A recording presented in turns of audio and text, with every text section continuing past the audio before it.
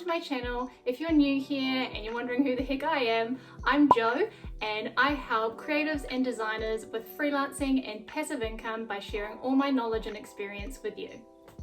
In today's video, I'm going to be sharing with you how to get your first graphic design client. These are all ways that I've tried myself and have gotten results from. I believe that there's a lot of rubbish out there on the internet and a lot of clickbaity type videos, but this is not one of them. I'm going to be sharing 8 nuggets of wisdom with you so you can get your first graphic design client. I'm also going to be leaving any links in the comments section of the video so you guys can jump to those or get to those whenever you need to. So let's get cracking. Friends and family.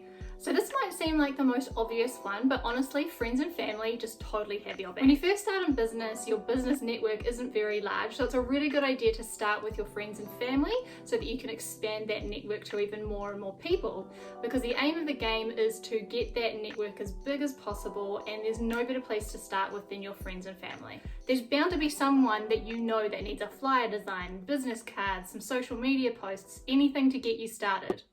My first real design client was from an old work colleague, and when I left my job she obviously knew what I was doing, and through the grapevine she had told one of her family members, and that's how I got my first graphic design client.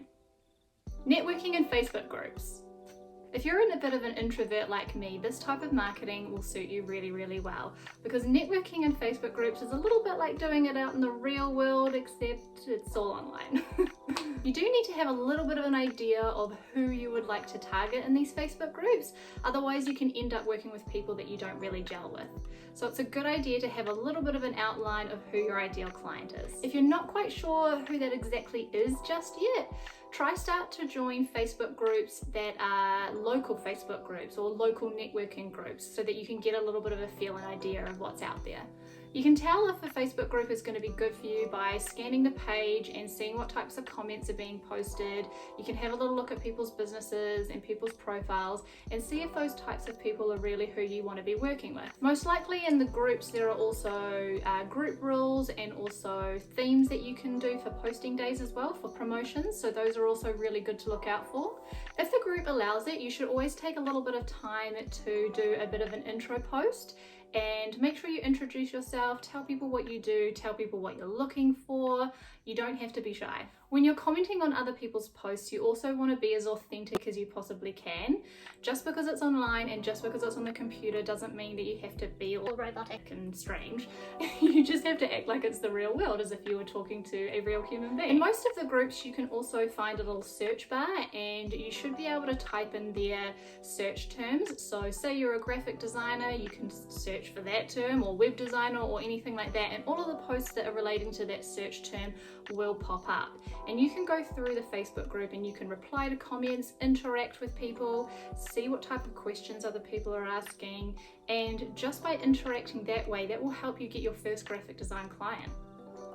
You can create a referral network. So if you're a graphic designer, you can get in touch with people who are in a similar niche or industry to you that complements your business. For example, graphic designers work really well with web designers or copywriters, photographers, social media experts, the list goes on. Whatever your industry is or whatever you specialize in, just look for someone who is complementary to you that you can build a relationship with. Something that you can do for your referral partners just to make the deal a little bit sweeter is offer them a 10% referral fee. So you can offer them 10% of the total job, or you can offer them a certain amount for just referring you the client. Because if you think about it, the time and the effort that it takes you to actually acquire that client is well worth paying for a really good lead. Talk to other people who are in business that you use. So people that I use in everyday life is hairdressers, dentists, mortgage advisors, life insurance advisors, architects, builders, anyone that you use for your general life, you've already got a relationship with. And if you start talking to them about what you do and that you're a graphic designer, you've already got that relationship with them, they are probably going to be more than happy to ask you some more questions and do work with you, or even refer you to their own clients. It's always worth having a chat with these people because they also, like your referral partners, totally understand what it's like to be in business. Get featured on other websites. When I first started, I took a lot of time with my Instagram to design each little square, and then I was thinking, what can I do to get the attention of people, because I want to do something really different. And I started doing these puzzle feeds, and eventually I got picked up by the Preview app, and they did a couple of interviews about how I made my puzzle feeds and animated posts and all sorts of things like that. And that really helped me to get one of my first major graphic design clients, and they actually came from overseas in America. The good thing about getting featured on a larger website like that is because they already have a large audience, you're getting exposed to all of those people. You can post on My Google Business. So out of the platforms, My Google Business is probably the least sexiest, but it is really good for your website. So I found that if I was doing photo updates or photo posts, updating it and optimizing my profile, I got a lot more traffic from Google, and people were actually coming to my website and having a look at what I do a bit more.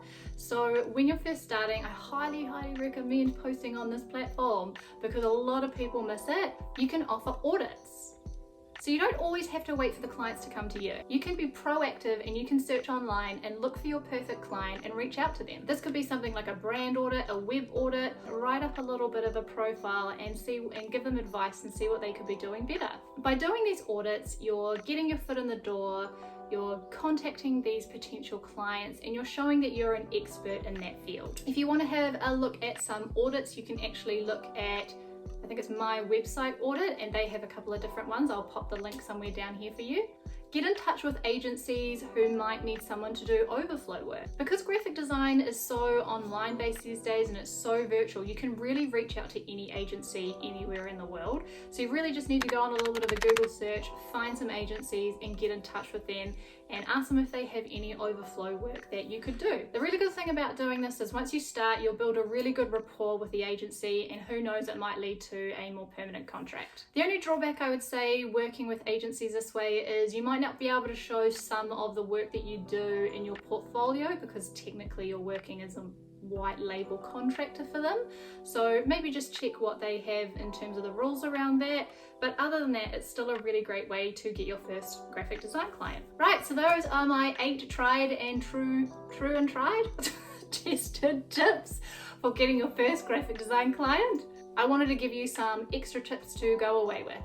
Depending on how much time you have, I recommend that you only focus on 3. And that's because you want to give each of those steps or tips I gave you your full attention to be able to give them a chance to work. Make sure you're tracking this, because there's no point in doing all of this marketing and putting yourself out there if you're not actually recording what's working. You can use a Excel spreadsheet, or I personally use Dubsado because that has my entire lead generation pipeline, everything in it all visually, and it's super easy to use. I'll also put a link in the description below where you can get 20% off your first year if you're interested in checking that out. Oh, and if you wanted to use a free tool, it's not as sexy as Dubsado, but it's called Streak, and that works with Gmail, G Suite, and you can just use that in your inbox. So another tip I have is to make sure that your website is ready to receive those potential clients. Because these days, people want to do a really good stalk, they want to see what you're all about, they want to get information fast, they want to get it now. So you may as well have your website all ready to go so that you can funnel them to your website and they can get in touch with you. If you make sure that your website sets expectations about who you are, what you do, the services, how much things cost, then basically your website is going to do all of the selling for you, and when they come through to your website and see all that information, they're going to contact you and they're going to be ready to speak to you on the phone and become your first client.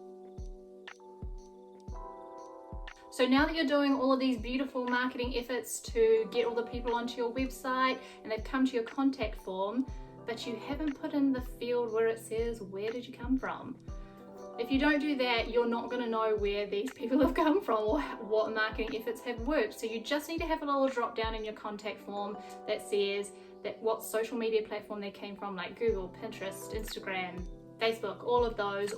And you also need to make sure that you have a other box as well, just in case someone surprises you from left field or right field and comes from somewhere totally random that you didn't know about. So guys, with all this lovely information in your head, you might be getting a little bit overwhelmed and thinking, oh god, my first client. But don't be. You can go out there, you can definitely do it. Getting your first graphic design client doesn't have to be that hard or difficult. You've just got to be really positive and motivated to go out there and get it. If you have a second, please make sure that you give this video a thumbs up, you subscribe, because by doing that, it tells me that the content I am making is working for you guys.